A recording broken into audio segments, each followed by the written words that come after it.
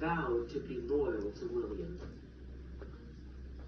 On Christmas Day in Westminster Abbey, in the year 1066 CE, the Norman Duke was crowned King William I of England. From that moment on, he became known as William the Conqueror. Why did the Battle of Hastings take place? It took place because Harold and William each believed he was the true King of England.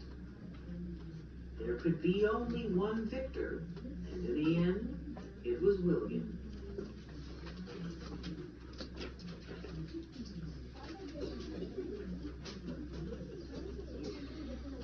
Okay, so what did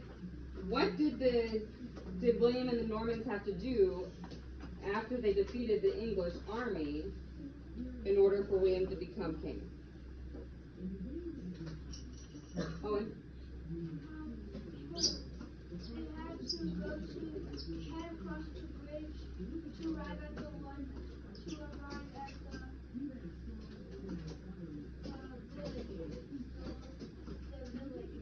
Yep.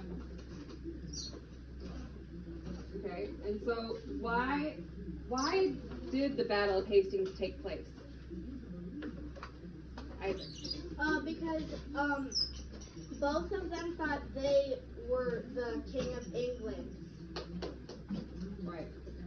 So they disagreed on who the King of England should be. So they decided that they needed to what? Battle. Fight it out. And then the winner got to be king.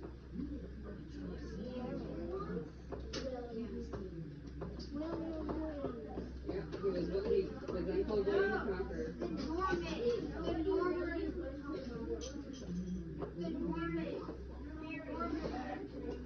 Right. The Normans won. And then they surrounded the village. The village said, okay, we surrender. And then the Norman Duke became King William once they crowned him. Wait, does that mean that the English had to still be loyal? Oh yeah, because they had to be loyal. Right, so when somebody else becomes king of a country, everybody in that country comes with it.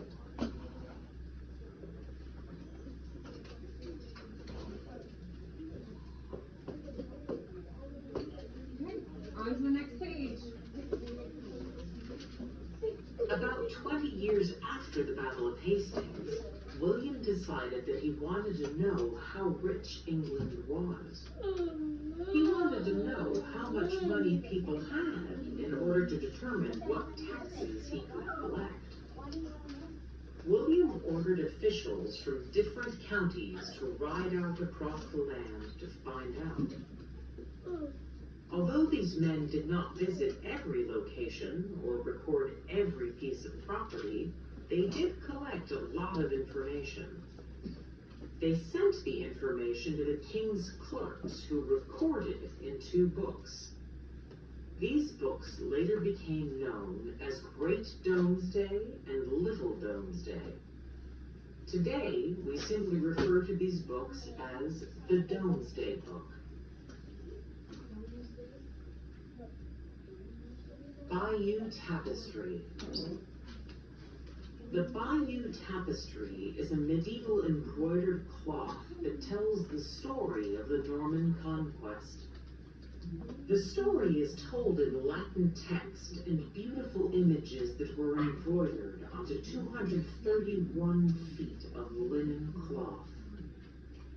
The Bayeux Tapestry is believed to have been commissioned around the year 1075 CE by a member of William's family. Much of what we know about the Battle of Hastings is because of this extraordinary tapestry.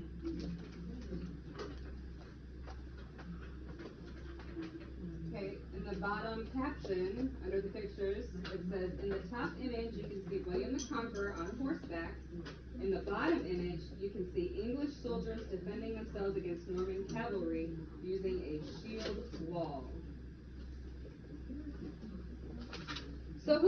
tell me why King William wanted the Domesday Book? Why did he want that? Why was the Domesday Book important? Owen?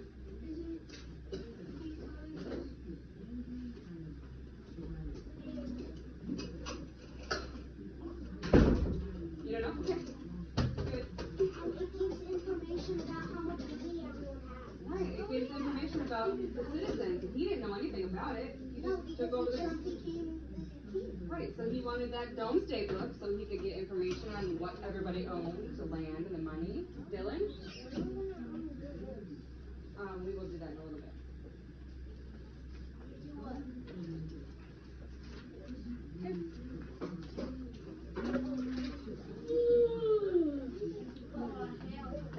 Okay, next page. Everybody got their, it's following along either up here or on their book? If you were an archer, your family farms land for the Lord. You work from sunrise to sunset, tending to the crops and animals.